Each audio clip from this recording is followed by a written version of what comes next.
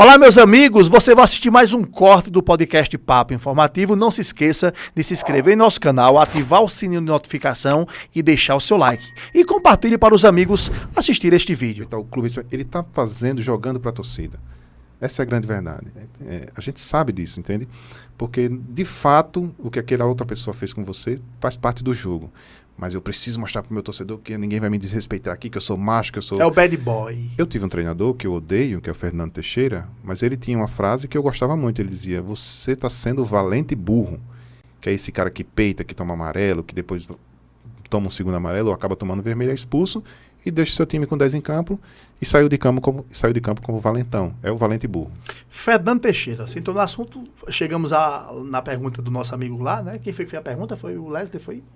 Não, foi o Denis. Perguntou de como é que você viu ser colocado de lado para Fabiano.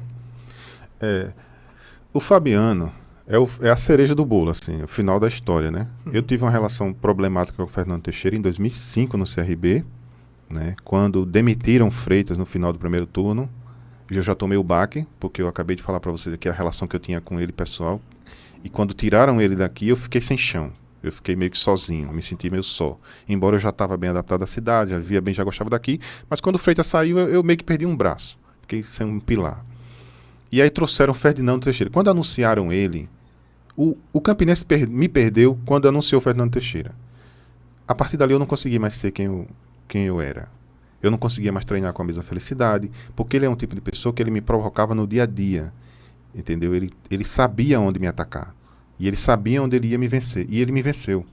Eu não consegui mais render, não consegui jogar mais nada, porque eu não tinha felicidade nenhuma para ir treinar. Imagine você, quem trabalha em qualquer área, sabe o quão ruim é você sair de casa. O assédio moral. Você sair de casa somente para cumprir a sua função, sem a felicidade que um futebol lhe dá. Porque um atleta que sai de casa para trabalhar numa cidade que ele está bem adaptado, que ele gosta, que ele acabou de ser campeão, esse cara está feliz. Só que com o Fernando Teixeira eu não tinha essa felicidade. Ele assediava você moralmente, lhe provocando. Ele trocou o meu treinador de goleiro, ele tirou Jorge Hipólito. Que tem história no clube. Jorge Hipólito é um ser humano mais fantástico com quem eu já trabalhei na minha vida. A melhor pessoa, eu tô falando além do trabalho dele. Ele era tipo, sabe o que é o Sr. Miyagi pro Daniel San? Jorge Hipólito era isso pra mim. Educado demais. Educado, gentil. É um cara que ele nada pressionava ele. Ele tinha uma paz, uma tranquilidade. Às vezes eu era muito novo e eu chegava afoito, eu estava com algum problema, eu estava triste com a situação. E ele trazia uma paz para mim, que eu conseguia voltar ao normal muito rapidamente. E ele deixava o ambiente muito leve, sabe? Esse cara era o Jorge Hipólito. Tiraram ele também de mim. Trouxe um cara que inseria um trabalho que muitas vezes, véspera de jogo, eu não entendia porque que estava sendo aplicado aquele tipo de trabalho. E eu chegava no jogo cansado. Cara, eu tenho certeza absoluta que tudo foi feito para desmontar aquela equipe, para que ele pudesse montar o time que ele queria, entende? Então foi assim, as coisas foram sendo feitas por dentro, sem ser as claras para o torcedor. Logicamente, quando você ia para o campo, aquele é o produto final. Se você não está bem psicologicamente, se você não está feliz para treinar, a sua semana foi ruim, você vai refletir no jogo. E era isso que eu fazia. Não só eu, como toda a equipe. Imagine você que nós terminávamos, o jogo começava às 9h30, terminava às 11h30 da noite, terminava o jogo, nós íamos no vestiário, tomar banho, e nós éramos obrigados a ficar esperando a hora que o Ferdinando quisesse falar conosco. Mas não era uma conversa de treinador para fazer uma cobrança. Ele começava a atacar os meninos no pessoal. Ele dizia para o Fábio Santana, você é um lateral mochila. O Osto, você está pensando que você é quem? Você não é o Zico. O zagueiro Márcio Paraíba, ele dizia, Márcio, eu tenho dó de você quando você tiver 30 anos. E nós éramos obrigados a ficar ouvindo ele falar aquilo. Ele não falava comigo, porque ele sabia que nós tínhamos uma coisa... Eu cheguei a jogar garrafas de Gatorade nele, no vestiário, em Patos, na semifinal que nós fomos eliminados para o Souza, ou na final do turno, não lembro, na final do segundo turno.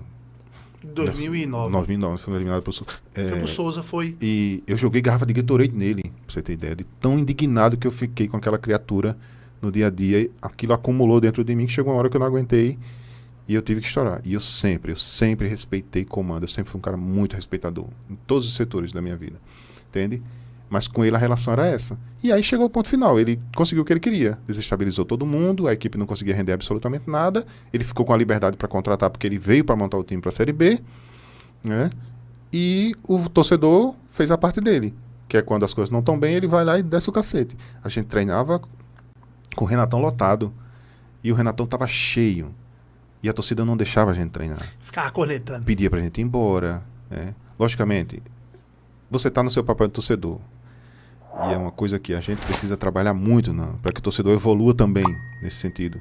Que tem momentos que se você não abraça, mano, se você gosta daquela instituição, você gosta daquela equipe, você quer o bem daquele clube, por mais que a sua paixão, a sua, né, peça para você agir impulsivamente e atacar aquele atleta ou aquela instituição naquele momento, tem hora que se você gosta daquilo, você tem que entender que, mano, às vezes vale a pena fazer um carinho.